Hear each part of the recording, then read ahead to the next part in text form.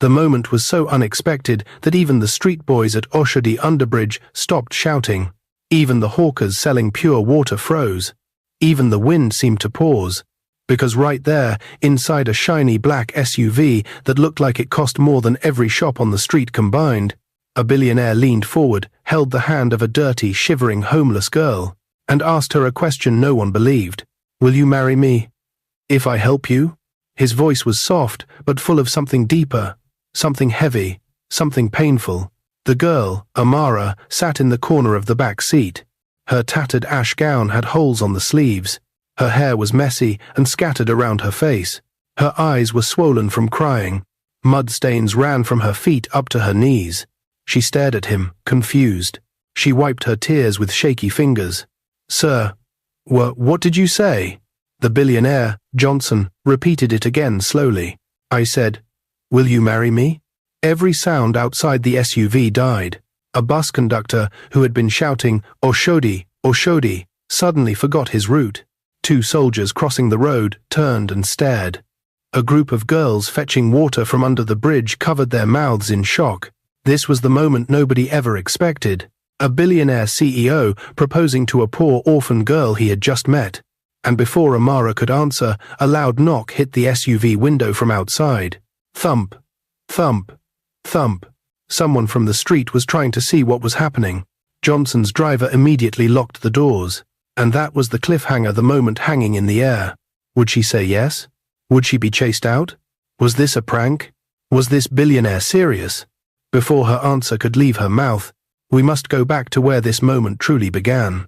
That same morning, Johnson Matthews had left his office early. He was only 35 years old, but he already owned one of the biggest tech companies in Nigeria. He was the kind of billionaire who walked into a room and people stood up, even if he did not ask them to. But today he was tired of the noise, tired of fake friends, tired of women who only loved his money, tired of smiles that were not real. So he told his driver, "Take me to Oshodi underbridge. I want to see something." The driver was confused. "Sir, that place is rough." "I know," Johnson said. "That's why I want to go." He had been thinking deeply for days. He wanted to help someone whose life would truly change. Not because of money, but because maybe, just maybe, helping someone else would fix the emptiness in his own heart. When the SUV parked under the bridge, people turned to stare. They had never seen a car that expensive in such a place. Johnson looked out of his window and watched the life of the homeless. A boy washing his torn shirt in a dirty bucket. A woman carrying firewood on her head. A group of young men sharing a plate of food that was not enough. A baby crying softly beside a tired mother. Johnson felt something break inside him. He whispered, "God, show me someone to help today." But he never expected that person to break into his car. It happened like a flash. The back door opened quickly, and a young woman jumped inside, breathing fast, shaking, scared. Johnson was shocked. "Excuse me, what are you doing inside my car?" But when she looked up at him, he could see she was crying. Her voice was soft and tired. "My name is Amara. Please don't chase me out." The driver turned to the back. "Madam, you cannot enter Oga's car like that. Please come down." Amara lifted both hands as if she was surrendering. I'm sorry. I thought no one was inside. I just wanted to rest for 1 minute. I have nowhere to go." She tried to speak again, but her voice cracked. "I'm an orphan. My parents died 4 years ago. My uncles sold our house and chased me away." Johnson's eyes softened. "Where do you sleep?" She pointed outside the window. "There, under that broken pillar. I sleep on carton every night." Johnson swallowed hard. "What about school?" Her face brightened for a moment, just for 1 second. "I was the best student in my secondary school. My dream was to become a medical doctor. I wanted to save lives. I wanted to help children who cannot afford good hospitals." Her eyes filled with tears again. "But when my parents died, everything ended." She began to cry again, quietly this time. The kind of cry that made Johnson's chest hurt. Johnson had heard many lies in his life. He had met many people who begged for money with fake stories. But nothing about Amara felt fake. Her eyes were too tired. Her voice was too honest. Her pain was too real. He found himself leaning closer. "Your dream is to become a doctor?" She nodded slowly. "Yes, but homeless girls don't become doctors." And then she looked away. But Johnson kept looking at her, kept studying her face, her voice, her broken hope. And suddenly, something new hit him, a feeling he had not felt in years. Not pity, not sympathy, love. Real, sudden, unexpected. His heart began beating fast. This girl, this orphan, this stranger, she touched something inside him that money could not fill. He reached out slowly and held her hand. She gasped softly. Everyone outside the SUV stared harder. What was this billionaire doing? Why was he holding the hand of a homeless girl? His voice was thick when he spoke again. Amara, I want to change your life. She shook her head, confused. No, sir, you don't even know me. I know enough, he said. Then he asked the question that shocked the world around them. If I help you, if I lift you from this place, will you marry me? Amara blinked fast, thinking it was a dream.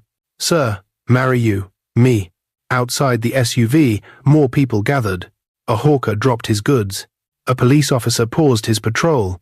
A woman frying a kara stopped turning the oil. Everyone's attention was now on the billionaire's SUV. Amara's heart pounded loudly. Sir, are you serious? Johnson nodded slowly. I'm serious. I want someone true, someone with a pure heart, someone who knows pain, someone who will never love me because of money. She covered her mouth, shaking. But sir, I'm just a homeless girl. That's why I chose you, he whispered. Tears ran down her cheeks. Outside, a teenage boy whispered to his friend, Guy, if she says no, I go cry. But before Amara could open her mouth, a loud siren sounded behind them. Police patrol van, heading their way. Johnson turned sharply toward the noise, and Amara gasped. Her eyes widened in fear. Something or someone was coming. The siren grew louder. Wee-oo, wee-oo, wee-oo. The police van turned under the bridge and drove straight in their direction. Amara's whole body tensed. Her fingers tightened around Johnson's hand. Please, please, I didn't steal anything, she whispered quickly. If they see me in your car, they might think I'm trying to kidnap you or rob you. Please, let me come down. Fear filled her eyes. She had seen how police sometimes treated homeless people. She had seen boys dragged away for things they did not even do. Johnson watched her shaking and felt anger rise inside him. No one is arresting you today, he said quietly. The police van slowed down beside the SUV. One of the officers leaned out the window and stared. Good afternoon. Sir, he said to Johnson's driver, trying to see who was inside. Johnson rolled his own window down calmly. Good afternoon, officer, he replied. The officer's eyes widened a little when he saw Johnson's face. He recognized him from the news. Ah, sir, sorry, we just noticed crowd here. Is everything okay? Johnson gave a small smile. Yes, everything is fine. I'm just helping someone. His eyes moved, and the officer followed his gaze. To Amara. She quickly lowered her head. The officer looked confused for a split second, then nodded. No problem, sir. Carry on. Sir. The van drove off. As the siren faded away, Amara let out a shaky breath she did not realize she was holding. Her shoulders dropped. Tears of relief filled her eyes. I thought they were coming for me, she said softly. Not today, Johnson replied. Today is the day your life changes. Outside, people were still staring. Some were recording on their phones. Some were whispering, Nah, that billionaire CEO. See as him carry homeless girl. Fit be pranko. Maybe nah movie. They did not know that this was real life. Inside the SUV, the silence returned. Amara looked at Johnson again, wiping her face with the back of her hand. You really mean what you said? She asked slowly. About helping me. About marriage. Johnson held her gaze. There was no joke in his eyes. Yes, I know it sounds strange. I know it is fast. But I am sure. He paused and asked gently, Amara, what is your answer? Her heart raced. She remembered nights she slept hungry under the bridge. She remembered rain falling through broken zinc and soaking her thin body. She remembered watching other girls go to school in uniform while she sold sachet water just to survive. This man, this stranger, was offering her a new life. He was offering her a home. He was offering her school. He was offering her love. But fear still stayed in one corner of her mind. What if this is a joke? She whispered. What if you change your mind later? If I change my mind, Johnson said softly, then I am not the man I think I am. He took a gentle breath. I promise you, I will not dump you. I will not use you and throw you away. If I help you, I am helping you forever. His words sounded too good to be true. Amara closed her eyes for a moment. She remembered her mother's voice before she died. Is greater than, Amara, no matter what happens, do not kill your dreams. One day, God will send help. Maybe this was that day. She opened her eyes, and even though her voice was shaking, it was clear. Yes, she said. Yes, I will marry you. If you help me. Johnson's eyes filled with tears. Outside, nobody heard the words. But they saw Johnson smile for the first time since he got there. He turned to his driver. Let's go, he said quietly. Straight to the best salon in the city. The driver started the engine. As the SUV drove away, people under the bridge stood watching in total shock. Some clapped. Some shook their heads in disbelief. Some just stared, as if they had seen an angel carry a girl away. Amara looked back through the glass as the underbridge became smaller in the distance. Her carton bed, her torn nylon bags, the broken pillar she once called home. It felt like she was leaving her old life behind. Forever. The salon was in a rich part of town with bright glass doors and gold handles. Amara almost refused to come down when she saw it. Sir, I don't belong here, she whispered, but Johnson smiled gently. Your old life doesn't belong here, he said. You do. He opened the door and stretched his hand. Come. Her bare feet touched the clean, shiny tiles at the entrance. She wanted to run back, but his hand was steady and warm in hers. The workers inside looked up. At first, they saw a homeless girl in torn gown and tangled hair and frowned slightly. Then they saw who was holding her hand. Their eyes widened. Good afternoon, sir, they greeted, almost bowing. The manager rushed out, nervous but smiling too much. Sir, welcome, welcome. Johnson spoke calmly, like he was giving a serious office instruction. I want her to have a full makeover, he said, looking at Amara. Wash her hair. Treat it, style it beautifully, clean her nails, fix anything that needs to be fixed. I want her to look like the queen she truly is. Amara gasped. Sir, this is too much. Please, you have already done. He gently stopped her with a look. Let me do it, Amara. For the first time in a long time, someone was doing something for her without shouting, without insulting, without asking for something dirty in return. She nodded slowly. The salon workers took her gently to a chair. They removed the old scarf from her head. They combed out her tangled hair. They washed it with warm water and sweet-smelling shampoo. They rubbed her scalp softly until she almost fell asleep from comfort. As they worked, she kept glancing at the mirror, unsure if it was really her. They gave her a warm bath in a private room. They handed her a soft robe. They cleaned the dirt from under her nails. They moisturized her dry skin. Piece by piece, the underbridge washed away. While they worked on her, Johnson sat in a corner, scrolling through his phone. He was already calling his PA. Find me the best boutique near this salon, he said. Tell them I am coming. I need full wardrobe for a woman in her early 20s, casual, formal, everything. Money is not the problem. Also, call my lawyer. I want to start a process today. His PA was confused on the phone. Process for what, sir? Johnson's eyes moved toward the room where Amara was. For her future, he said simply. After some hours, Amara stepped out of the inner room. But this was not the Amara who entered. Her hair was neatly styled into a beautiful, simple look that framed her face. Her skin looked fresh and clean. Her nails were neat. Her lips had a soft shine. She wore a simple dress the salon had given her to use temporarily before the boutique. Johnson stood up slowly, and for a moment, he could not speak. This was the same girl who had jumped into his car, the same girl who slept under a bridge, the same girl who thought she was nothing. But standing in front of him now, she looked like someone born to sit in front rows of big events. Is it too much? She asked shyly, holding her hands together. No, he said, shaking his head. You look like who you were meant to be. Her cheeks grew warm. She looked down, hiding a small smile. They left the salon and walked to the boutique next door. The boutique workers were already waiting, excited. They brought gowns, jeans, tops, shoes, handbags, everything. Try this on. Wear this. Oh, this one fits you perfectly. Each new outfit made Amara see a new version of herself in the mirror. Not Amara the orphan. Not Amara the homeless girl. Not Amara the forgotten girl under a dirty bridge. But Amara the woman. Amara the future doctor. Amara, the fiancée of a billionaire. Still, a small voice in her heart whispered, "What if this all ends tomorrow?" By evening, they were on their way to Lekki. Traffic was heavy, but the SUV was cool and quiet inside.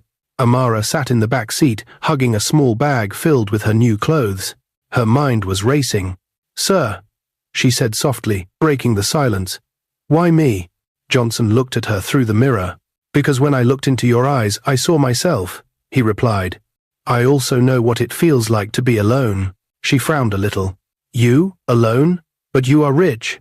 He gave a sad half smile. "You will understand later." Soon, tall gates appeared, a wide, expensive mansion standing behind them like something from a movie. Security men opened the gates immediately when they saw the SUV. The compound was huge. Green grass, beautiful flowers, fountains, lights along the driveway. Amara's mouth opened slowly. "This is your house," she whispered. "For now," he said. "If you still want after all this, it will be your home too." The SUV stopped near the entrance. House staff were already lined up: drivers, cleaners, cooks, security. They were used to seeing rich guests, but they had never seen their boss return with a girl like this. The driver rushed to open the back door for Amara. She stepped down slowly, heart pounding. Every eye turned to her. Some staff bowed politely. Others stared, confused. Who was she? A new worker? A visitor? A relative? Johnson came around, stood beside her, and did something that made everyone freeze. He gently held her hand in front of all of them. "Good evening, everyone," he said in a steady voice. "From today, treat her with the same respect you give me." Whispers started immediately at the back. "Who is she? What is going on? Is Oga serious?" Just then, the front door of the mansion swung open. A tall, elegant older woman stepped out, wearing a rich lace wrapper and head tie, her eyes sharp like a judge. Her gaze went from Johnson to Amara, to their joined hands. Her face hardened. "Johnson," she said slowly, "who is this girl, and why is she holding your hand in my house?" The air went cold. Amara's fingers trembled inside his. Staff quickly bowed their heads and stepped back, sensing trouble. Johnson's jaw tightened, because that woman was not just anybody. She was his mother. And she did not look happy. The entire mansion fell silent. The guards stopped breathing. The cooks froze by the doorway. Even the fountain in the compound sounded louder than before, because Johnson's mother, Mrs. Matthews, was staring at Amara with sharp eyes that could cut glass. She did not blink. She did not smile. She did not even pretend to be polite. Her voice came again, slow and heavy. "Johnson, who is this girl you brought into my house?" Johnson squeezed Amara's hand gently, trying to calm her shaking fingers. "Mother," he began softly, "I want you to meet someone special." "Special?" she repeated, raising one eyebrow. "Dressed like that?" Amara felt her heart squeeze painfully. Even though she was clean now, her simple dress could never match the lace, diamonds, and expensive fabrics in this mansion. Johnson stepped forward. "Mother, this is Amara. I did not ask for her name," she cut in sharply. "I asked who she is." Amara swallowed hard. Her legs felt weak. Johnson took a slow breath. "She is someone I care about." At that, Mrs. Matthews laughed once, loudly, without joy. "You care about her?" she mocked. "A girl from where? From the gutter? From under the bridge?" Amara flinched like she had been slapped. Johnson's jaw tightened. "Mother, that is enough." Mrs. Matthews stepped closer, her eyes never leaving Amara's face. "What do you want from my son?" she asked coldly. "Money? A new phone? Clothes? Or the title of billionaire's wife?" Amara opened her mouth to speak, but Johnson stepped in front of her. "She did not ask me for anything," he said firmly. "I asked her to come." His mother's eyebrows shot up in disbelief. "You brought her? You invited her? Into this house?" "Yes," he said. Silence. Then his mother said the words Amara feared most. "Send her out." Amara gasped softly. Johnson shook his head. "No." His mother's voice became sharper. "Johnson, do not argue with me. You don't know this girl. She could be a thief, a scammer, a gold digger. You don't bring strangers into this home. She is not a stranger, Johnson said calmly. She will stay. His mother's eyes hardened even more. You are making a mistake. Maybe, he said quietly, but it is my mistake to make. For the first time, Mrs. Matthews looked angry, truly angry. She turned to Amara. You, she said, pointing a long finger. Come with me. Amara froze. Johnson stepped forward quickly. Mother. Stay out of this, she snapped. I want to speak to her alone. The staff exchanged worried glances. Everyone knew that Mrs. Matthews was a powerful woman, rich, respected, and feared. When she wanted something, she always got it. Amara's heart thumped loudly. She looked at Johnson with scared eyes, but he gave her a small nod. I'll be right here, he whispered. Don't be afraid. But she was afraid. Very afraid. Mrs. Matthews turned sharply and walked inside. After a few seconds, she looked back over her shoulder. Well, are you coming? Amara took a deep breath and followed her inside. The mansion was beautiful marble floors, gold frames, bright lights, but Amara barely noticed anything. Her mind was too busy. Mrs. Matthews led her into a quiet sitting room and closed the door. She turned slowly. Her eyes were cold, sharp, and searching. You think you can fool my son, she said quietly. But you can't fool me. Amara shook her head quickly. No, Ma, I'm not trying to fool anyone. I swear. Swear all you want, Mrs. Matthews snapped. I know girls like you. I have seen them, hungry, desperate, pretending to be humble so rich men will feel sorry for them. Tears gathered in Amara's eyes. I am not pretending, she said softly. I told him the truth. And the truth is what? Mrs. Matthews folded her arms. That you jumped into my son's car the same day he decided to help someone? How convenient. Amara wiped her tears. I am an orphan, she said. I have nothing. I was sleeping under the bridge when, and that is exactly why you do not belong here. Amara froze. Mrs. Matthews stepped closer. You are not from our class. You are not from our world. Nothing about you fits into this family. Amara's throat burned. I never asked to come here. Mrs. Matthews' eyes flashed. Then leave. Amara covered her mouth with her hand, trying to stop the tears. But she forced herself to speak. I love your son, she said quietly. Mrs. Matthews laughed again, this time with disbelief.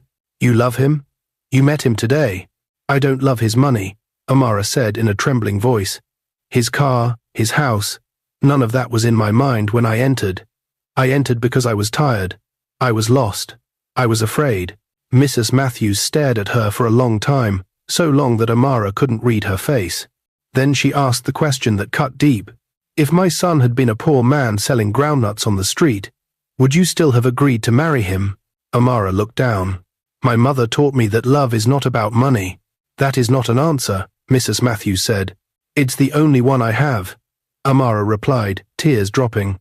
Silence filled the room. Then Mrs. Matthews walked slowly toward the door, opened it, and said, You will leave this house tonight. I will not allow this nonsense. Amara froze. But he asked me to stay. I am his mother, the woman said sharply. And I decide who stays. The door slammed shut behind her. Amara stood alone, her chest shaking. What would she tell Johnson? Would he listen to her or his mother? Was this the end before the beginning even started? She wiped her tears, stepped out of the room, and froze, because standing outside with a suitcase in his hand was Johnson. His face was serious. His voice was calm but cold. Mother, he said, looking straight at her, if Amara leaves this house today, then I leave too. Everyone gasped. Mrs. Matthews' eyes widened in total shock. What did you just say? But Johnson wasn't finished. He stepped closer, holding Amara's hand. If she goes, I go with her, he repeated. Amara covered her mouth. She couldn't believe what she was hearing. Mrs. Matthews stepped back like she had been slapped. You want to leave your family, your home, your inheritance, because of her? Johnson squeezed Amara's hand even tighter. Yes, the mansion went silent again. And then something happened. Something no one expected. Mrs. Matthews suddenly collapsed on the floor. Her eyes rolled back. Her body went limp. Amara screamed. Ma. Johnson dropped the suitcase. Mum. The staff rushed forward in panic. Mrs. Matthews lay unconscious on the floor. Her wrapper was twisted. Her headscarf had slipped to the side. One of her earrings fell off during the fall. "Call the doctor," one of the staff shouted. "Bring water," another cried. Johnson knelt beside his mother, shaking gently. Mum, can you hear me?" But she didn't respond. Her eyes stayed closed, her breathing slow and weak. Amara stood frozen with both hands covering her mouth, tears running down her cheeks. "Please wake up. Please," she whispered, shaking. The fear in the room was real. Everyone knew Mrs. Matthews was a powerful woman, strong, loud, and always in control. Seeing her like this felt wrong, like watching a tall tree fall during a storm. Within minutes, the mansion doctor rushed in, a tall, middle-aged man with glasses and a calm voice. He knelt beside her and checked her pulse. "Her blood pressure is too high," he said. "She must have been stressed." He looked at Johnson and said softly, "What happened before she collapsed?" Johnson swallowed hard. The doctor didn't push the question. Instead, he turned to the staff. "Carry her gently to the downstairs bedroom. She must not climb stairs for now." 2 guards lifted her carefully and carried her inside. Johnson stood up slowly, running his hand through his hair. Guilt stabbed him deeply. He didn't expect things to go this far. He didn't expect his mother to collapse because of a decision he made. Amara faced him with trembling hands. I'm sorry," she said softly. "I didn't want this to happen." He turned to her immediately. "No," he said firmly. "This is not your fault. But if I wasn't here, she wouldn't have collapsed." He took her hand gently. "Amara, listen to me. My mother has always been controlling. She doesn't like surprises. She doesn't like losing control. You didn't cause this." She wiped her tears with shaking fingers. But she still felt guilty, deeply guilty. The doctor stayed in the room with Mrs. Matthews, monitoring her blood pressure. Johnson and Amara sat in the living room, waiting for news. It was quiet, too quiet. The only sound was the ticking of the big wall clock. Tick, tick, tick. Amara stared at her hands. "Sir," she said softly, maybe I should leave." Johnson turned sharply. "Why?" "I don't want to destroy your family," she whispered. "Your mother does not want me here." Johnson shook his head. "I didn't bring you here to throw you away at the first problem." She looked down. "But she hates me. She hates the idea of change," he corrected. "Not you." Amara whispered. "Do you still want me here?" He answered without thinking. "Yes, I still want you." Her heart warmed a little, but fear stayed too. Before she could speak again, the doctor came out of the room. Johnson stood immediately. "How is she?" "She will wake up soon," the doctor said calmly. "But she needs rest, no shouting, no stress, and no arguments." He looked directly at Johnson, almost like he knew the cause. Johnson nodded slowly. "Can we see her?" "Just one person," the doctor said. "And don't talk too much." Johnson turned to Amara. "Come with me." Amara's eyes widened with fear. "Me? No, sir, she will shout at me." "She can't shout," Johnson said gently. "And I want her to know you care." He took her hand again and led her inside. Mrs. Matthews was lying on a large bed, covered with a soft white blanket. Her face looked pale. Her breathing was gentle but slow. Amara stepped quietly into the room. Her heart felt heavy. This was the woman who wanted her gone. Yet seeing her like this hurt deeply. She walked to the bedside and knelt. She whispered, "Please get well. I am not here to take your son away. I just want a chance to live." A tear rolled down her cheek and fell on Mrs. Matthews' hand. Johnson stood beside her, watching silently. He had never seen kindness like this. Kindness that was real, without pretending. Amara placed her tiny hand gently over Mrs. Matthews. "I don't want to fight with you," she whispered. "I don't even know how to fight. I just want peace." The room stayed quiet. For a moment, it felt like time stopped.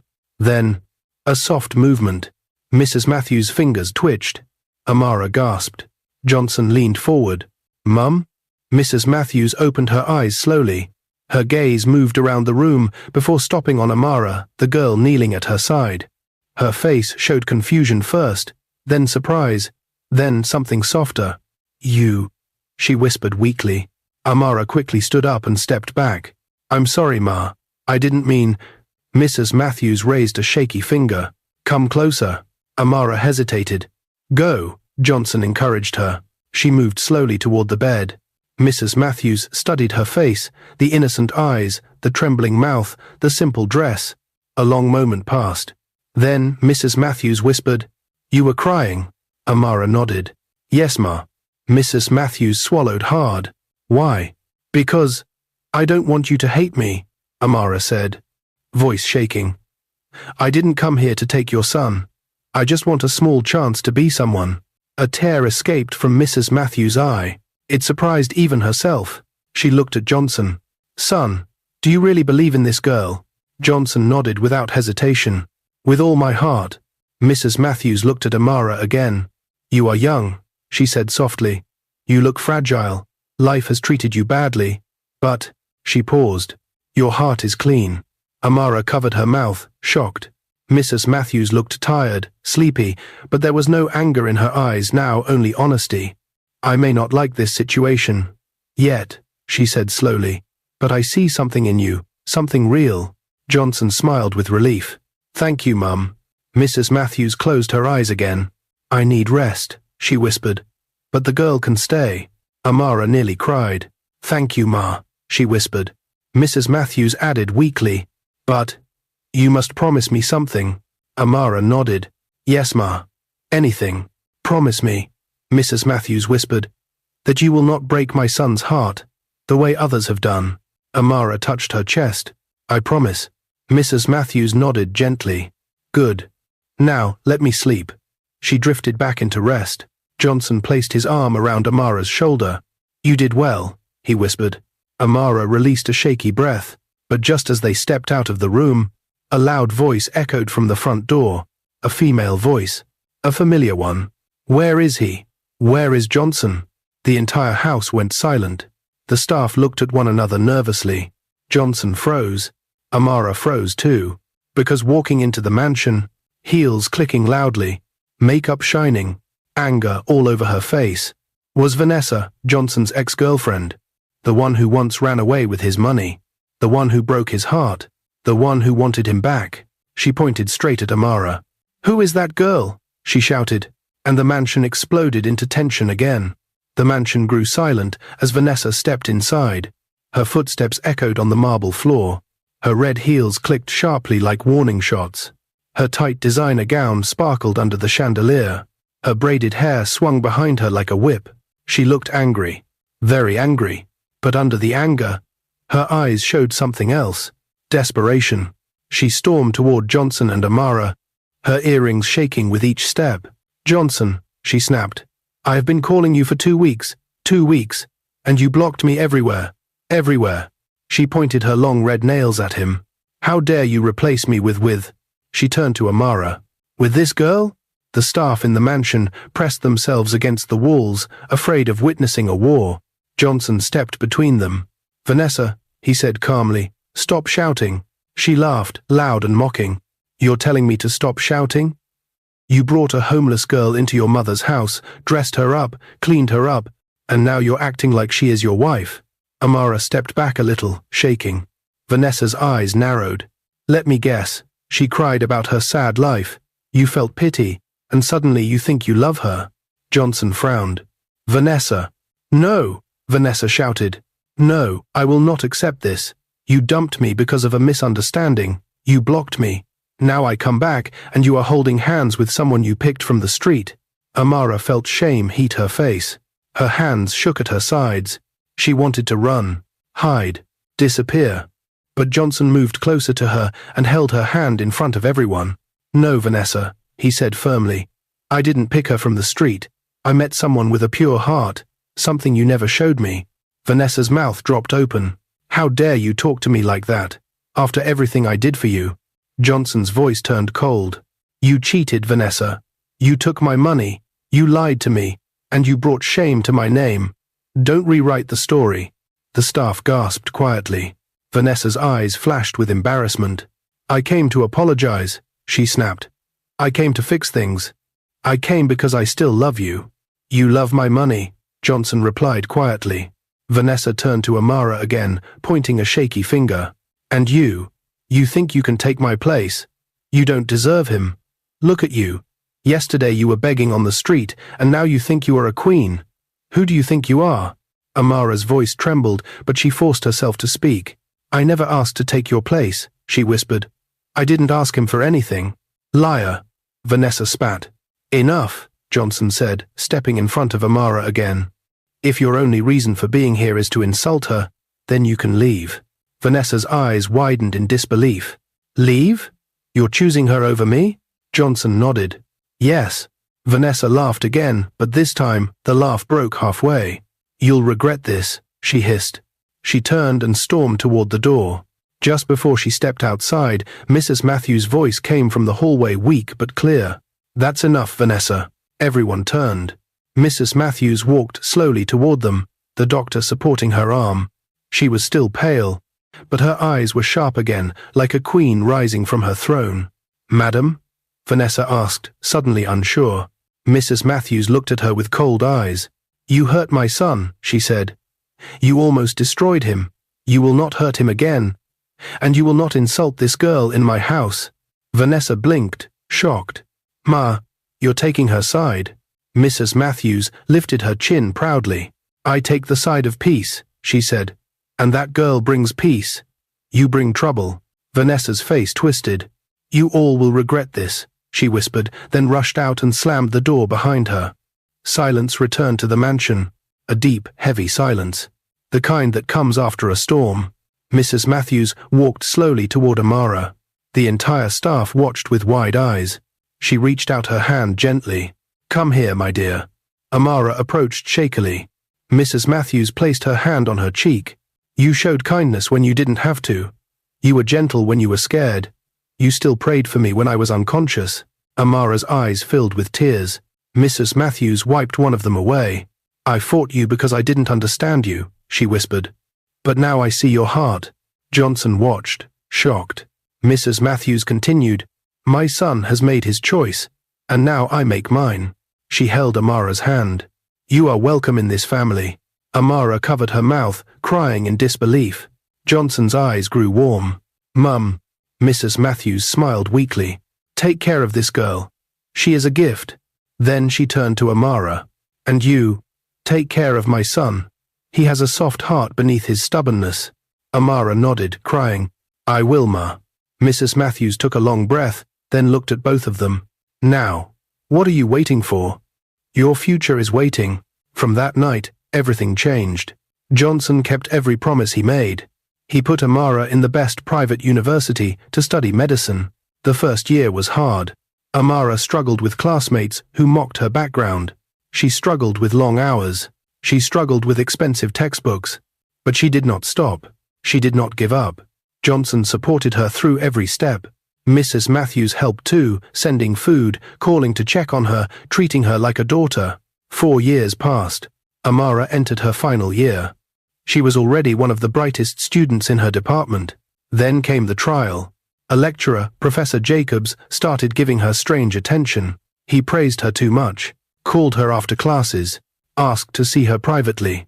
One day, he made an offer. "Be my friend, and you will pass easily." Amara refused. Her rejection turned him into a monster. He failed her course deliberately. A course she answered perfectly. She cried in her hostel room the whole night. She was afraid to tell Johnson, afraid he might think she caused it. But the truth came out when Johnson saw her crying during a video call. "Who hurt you?" he asked. She tried to hide it, but he found out. And when he did, the professor realized too late who he was messing with. Within hours, the entire school administration was involved. The lecturer confessed. Her score was corrected, and Amara graduated among the best students. 2 months later, Johnson built a hospital for her. The Johnson Health Center, the best private hospital in Lagos. During the opening ceremony, Amara stood on stage with tears shining in her eyes. But the best day came later, their wedding day. Amara walked down the aisle in a beautiful lace gown. Johnson waited at the altar, smiling with pure love. Before she said her vows, she told their story, how she entered the wrong car, how she found hope again, how one act of kindness changed her entire destiny. The hall was full of tears. Love won. Destiny won. Faith won. 3 years later, after waiting and praying, Amara gave birth to a baby boy. They named him Charles. He became the light of their home. Their story felt complete, but life had one more twist waiting for them. A twist they never expected, one that would test everything they had built, something they would face together. If you like this story, comment, share, and subscribe to our channel for more interesting stories.